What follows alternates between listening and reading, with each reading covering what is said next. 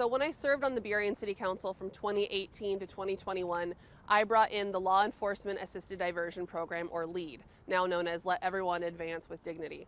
So I've looked at public safety in a more holistic sense, looking at what do we need to prevent crime from happening, which is supporting our working families, making sure folks don't slip between the cracks, and then making sure that our police are funded and have additional tools for those cases and things that they aren't really equipped to handle themselves, like mental health crises. Another topic related to this, but it's a subcategory, is youth violence. Some parents had concerns about their children's safety at school. A number of incidents regarding youth violence happen on campus and near campus as well. What are your efforts to address youth violence? Yeah.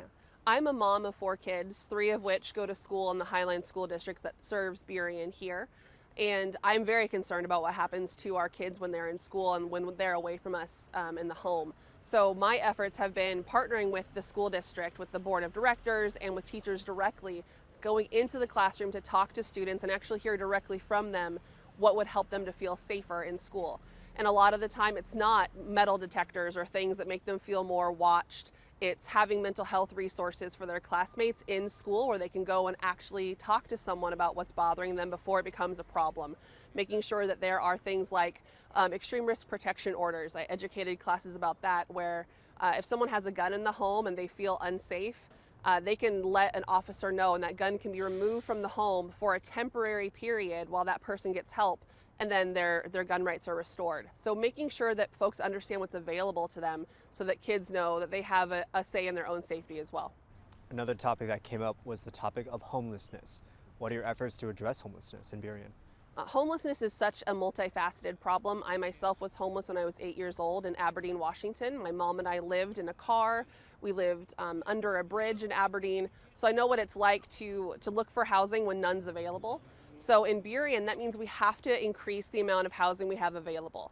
And that needs to be everything from permanent supportive housing, like our DESC building that's going up here in Burien in the summer. That's the Downtown Emergency Services Center with 90 units of affordable housing with supports attached for folks who might be having drug abuse or substance abuse disorder, might need additional mental health treatment or help finding jobs. Those services are located there so they can meet them where they're at and just get them off the street and into housing.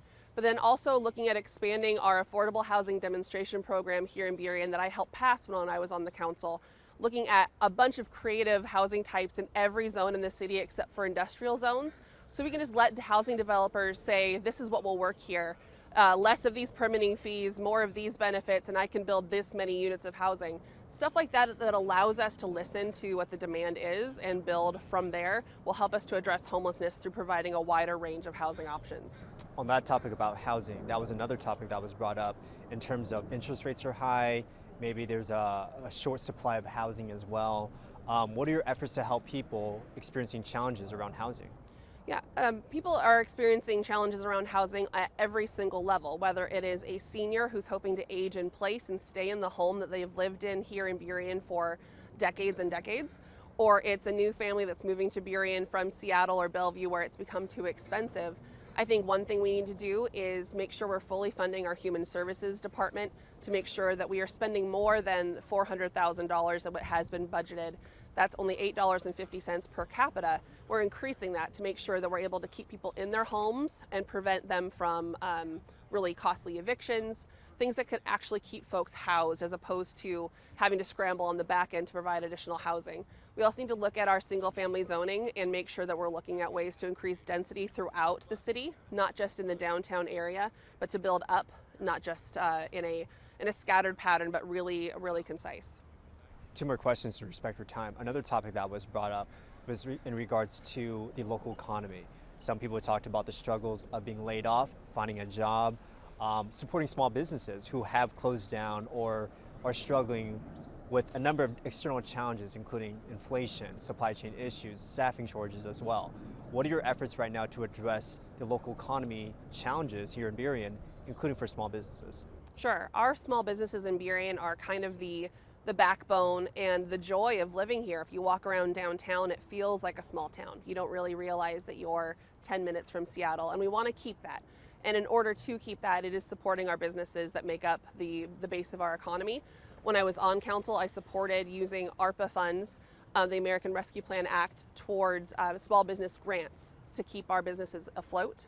But I also support raising the minimum wage here in Burien, where we have Seattle, Tukwila, White Center is now looking at raising the minimum wage to the King County Council. We are going to be an island of lower minimum wage in those other cities.